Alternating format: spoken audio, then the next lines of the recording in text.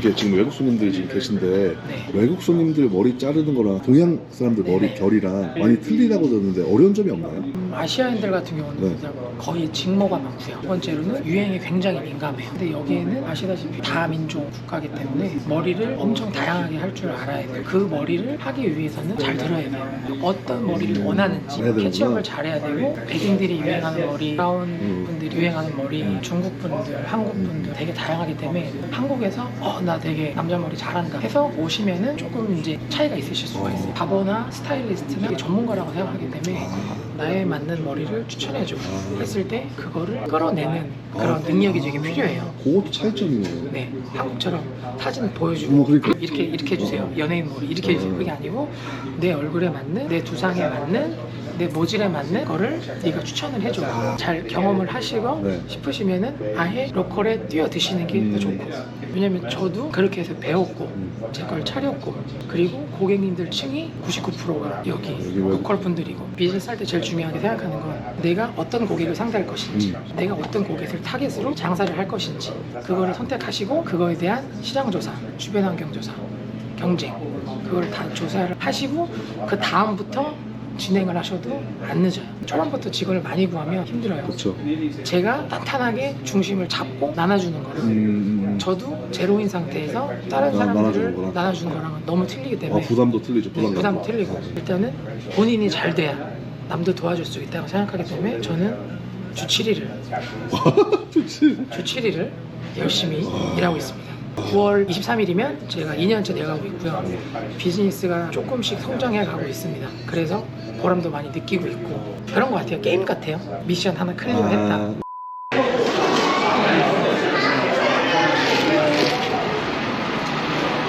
네, 안녕하세요. 저는 캐나다 밴쿠버에서 바버샵을 운영하고 있는 맥스라고 합니다. 반갑습니다. 반갑습니다. 날씨가 너무 좋네요, 그죠? 네, 오늘 여기 밴쿠버의 찐 여름입니다. 제가 네. 이 동네는 사실은 인터뷰 때문에 처음 와보는데 네네. 동네가 너무 예뻐요. 네. 이 동네가 어디예요, 사장님? 네, 이쪽은 밴쿠버 웨스트라고 하고요. 네. 캐리스데일이라고 합니다. 이쪽은 약간은 은퇴하시는 분들도 좀 많고요. 그리고 약간은 부촌입니다. 사장님, 그럼 캐나다에는 언제 오셨어요? 저는 처음에 2010년도에 처음 왔고요.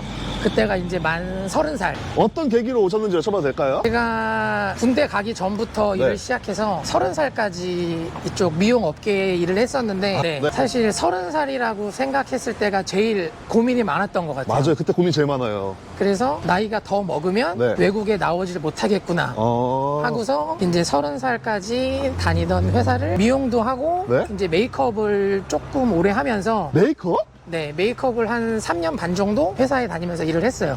그래서 이제 30살이 되던 해에 네. 큰 결심을 하고 있는 돈 없는 돈 다 끌어모아서 오게 됐습니다. 그러면은 밴쿠버 2010년도에 오셔가지고 어떤 일을 시작하신 거죠? 처음에는 제가 이제 학생 비자로 와갖고요. 아. 일을 못했어요. 그리고 저는 공부를 그렇게 많이 하는 성격은 아니어갖고 학원을 등록을 해도 많이 빠지고 놀았죠. 아, 그렇구나. 네. 그때는 그 놀아야 돼요. 네. 그래서 그때 만약 공부를 열심히 했다면 네.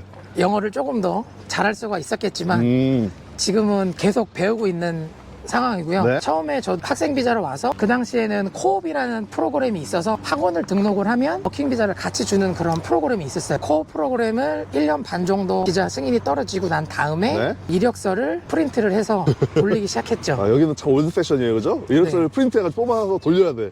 이력서를 저는 그때 핑크색으로 뽑아서 150장에서 한 200장 정도 뽑았던 것 같아요. 처음에 이제 미용실, 백화점 안에 있는 메이크업 하는 브랜드.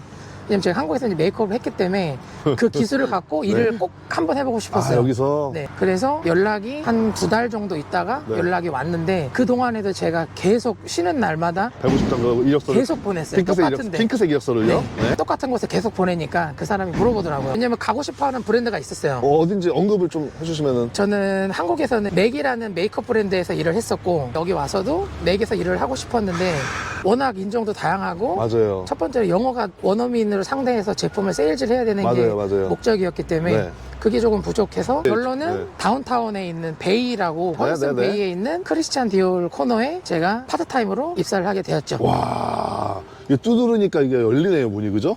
열렸는데 조금 열려서 조금 열렸어요? 네. 파트타임으로, 네. 그죠? 크게 아. 열렸으면 이제 더 오래 했을 텐데 같은 한국 직원들끼리 이제 인사도 하고 그러면서 네? 일하면서 이제 와이프를 만난 거죠, 거기서. 거기서 사모님을 만나신 거예요? 네. 사장님, 근데 제가 사전 인터뷰 때 들어보니까 네네. 중국에서도 생활을 하셨다고 들었어요. 네, 중국에서도 이제 생활했던 계기가 네. 여기에서 알게 된 지인이 중국에 기회가 있어서 네. 좀 소개를 시켜줬죠. 때가 네. 마침 한국에 돌아갔을 때 네. 제가 외국에 있다 보니까 약간 저도 그러면 안 되는데 적응을 못 하겠는 거예요. 여기서 약간 워라벨 같은 워라벨을 느꼈다가 한국에 네. 가다 보니까 한국에서는 저도 배우는 입장으로 들어갔기 때문에 보통 미용을 시작하는 친구들이 되게 어려요.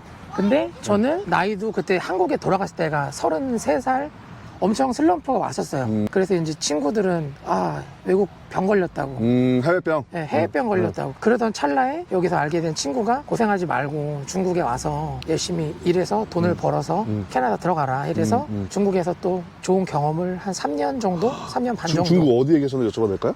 중국 저 청두라고 해서 저쪽에 사천이라고 하죠. 요즘에 마라탕 마라탕 많이 유명한데? 그럼 거기서 어떤 일을 하셨는지 저는 여쭤봐도 될까요? 거기서는 헤어도 하고 네? 메이크업도 했기 때문에 중국 분들 결혼하시는 분들 헤어 웨딩 메이크업을 하게 되면서 스타일링 위주로 중국에서 3년 반 있었는데요. 네. 원래 조금 더 있고 싶었는데 네. 저희 아기가 생기는 바람에 아기가 생기셨구나. 네, 중국에서 와이프랑 같이 네. 일을 한 6개월 원래는 좀 장기간으로 보고 들어갔었는데 와이프는 캐나다로 떠나고 저는 중국을 정리하고 이제 한국으로 들어갔죠. 캐나다로 같이 오시지 왜 또 한국으로 들어가셨어요? 와이프는 영주권자였고 네네. 저는 이제 영주권이 없기 때문에 그거를 기다리는 동안에 저는 한국에서 이제 와이프 이제 임신하는 동안 네. 제가 생활비도 좀 많이 보내고 와이프도 이쪽에서 돈을 벌고 저도 벌어서 캐나다에 정착하는 게 목표였기 때문에 그랬구나. 그거를 이루기 위해서 열심히 일을 해서 많이 돈을 저축을 했죠. 그래서 한국에 들어가서 준비를 다 하고 이제 아기가 태어나서 저는 이제 육아를 하러 캐나다로 넘어온 거고 캐나다로 들어감과 동시에 와이프는 취업 전선에 뛰어들어서 와이프는 일을 하고 제가 이제 육아를 계속 한 거죠. 그렇게 됐구나. 캐나다에서 세 가족이 있다 보니까 생활비도 많이 들고 와이프도 일 끝나고 와서 육아도 해야 되고 저도 육아가 서툴러 갖고 제가 이제 와이프한테 애를 데리고 한국에 들어간다고 생활비를 벌어야 되니까 네. 와이프는 캐나다에서 일을 하고 네? 저는 이제 한국에 들어와서 애기랑 같이요, 그죠? 애기랑 네. 같이 둘이 이제 비행기 11시간 타면서 들어와서 처갓집에 머물면서 네. 육아도 하고 장모님 가게도 도와드리고 하다가 저도 이발을 한번 전문적으로 해보고 싶어서 한국은 이제 이발사 자격증이 또 있더라고요. 그래서 그거를 따기 위해서 처갓집이 양양이었고 네. 제가 배우는 곳은 청량리였어요. 서울. 그럼 멀지 않아요? 꽤? 네, 그래서 아침에 고속버스 타고 청량리에 내려서 버스 타고 수업 받고 아침에 9시부터 시작해서 저녁 8시까지. 무슨 속성반이었나 보네요, 그죠? 속성반은 아니고 네. 열심히 하는 만큼 빨리 딸 수가 있어요, 자격증을. 저한테 주어진 시간은 딱 한 달이었거든요. 한 달 동안 못 따면 캐나다로 가는 비행기표는 끊어놓은 상태였고 한 달 동안 안에 따든 안 따든 어차피 캐나다를 가야 되니까 네. 이왕 갈 거면 좀 따고 가자. 이래서 아침 9시부터 저녁 8시까지 하고 학원 마치고 고속버스 터미널 가서 버스 타고 양양까지 또 가? 양양까지 가고 이거를 한 달 동안 했어요. 와, 버스값만 해도 장난 아니었겠는데요? 그러면 결국에는 그 한 달 동안 열심히 하셔가지고 자격증을 따셨나요? 자격증을 따고 네? 캐나다로 자격증을 들고 왔죠. 여기 너무 좋네요, 그죠? 이런 데서 점심 먹으면 너무 좋겠네요. 그럼 너무 좋죠. 근데 저는 사실 일할 때 많이는 잘 안 먹어서 직원들은 되게 좋아하더라고요. 점심시간이 저희는 한 40분에서 길게는 뭐 1시간까지 제가 여유롭게 드리는데 네. 보통 이제 하루 종일 매장에 있으면 답답하잖아요. 그렇죠. 근데 또 사장님은 또 직원들 그렇게 해주시느라고 또 점심도 또 거르시고 하시는구나. 그러니까 거른다기보다는 제 손님이 좀 많기 때문에 1시간씩 비울 수가 없어요. 아니, 주 7일 동안 그러면 매일 나가시는 건 아니잖아요. 제가 2022년 9월 23일 날 그때 이제 가오픈을 하고 10월 23일이 제 생일이에요. 그래서 제 생일날 그랜드 오프닝을 하고 그때부터 쭉 달려온 거죠. 보통 이제 크리스마스, 근데 뉴이어 때 쉬고 여름 휴가 보통 여기 오시면 여름 휴가 2주씩 가고 좋겠다 하는데 네. 그건 저는 못 경험해 봤고요. 아직까지? 보통 한 4일에서 5일 갔다 오고 계속 일하고 있죠. 주 7일.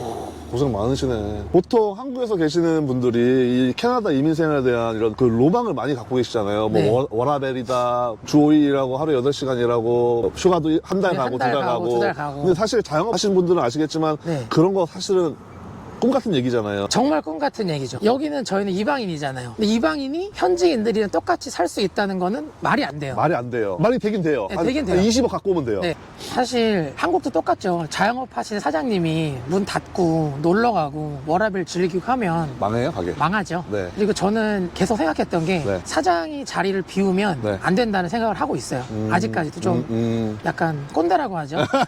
지금 헤어컷 하는데 얼마죠? 일반 저는 헤어컷이? 일반 헤어컷은 40불이고요. 40불이요? 네.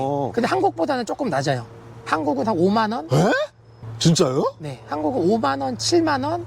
좀 비싼 샵 같은 경우는 한 10만 원까지도 하거든요. 아, 진짜 몰랐어요. 팁 뭐 기본 보통은 한 15에서 20% 정도 주고 가신다고 보시면 되고, 정말 고객에 만족을 했을 때는 네. 그 이상도 받아가는 직원도 봤고요. 제가 한국 사람이니까 저도 한국 미용실에서 몇 번 일을 하면서 네. 저런 사장을 되지 말자, 저렇게 하면 비즈니스를 망치고 한국 사람한테 뒤통수를 맞는다. 보통 이제 그런 게 많잖아요. 외국에 나오면 뒤통수를 친다. 맞아요, 맞아요.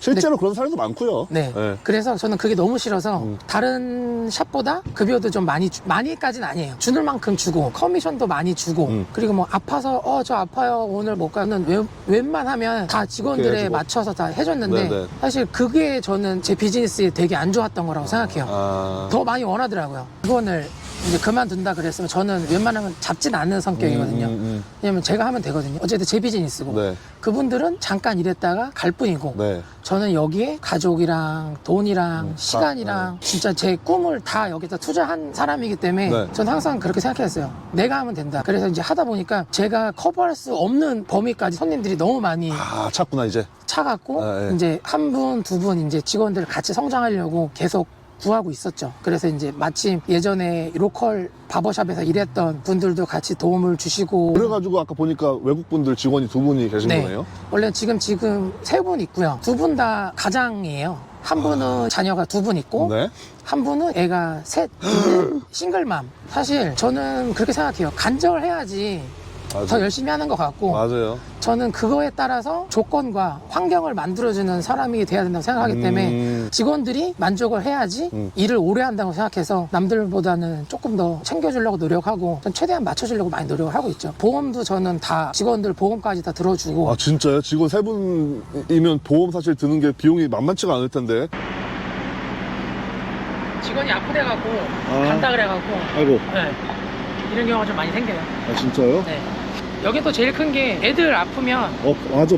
진짜 힘들어요. 맞아요. 저도 그거 진짜 경험해봐서 알아요. 네. 저도 애를 데리고 와서 옆에 앉혀놓고 하루 종일 있는 적이 엄청 많거든요. 캐나다 이민 오시는 이유 중에 하나가 애들 키우기 좋다. 네. 뭐 이런 얘기가 많잖아요. 네.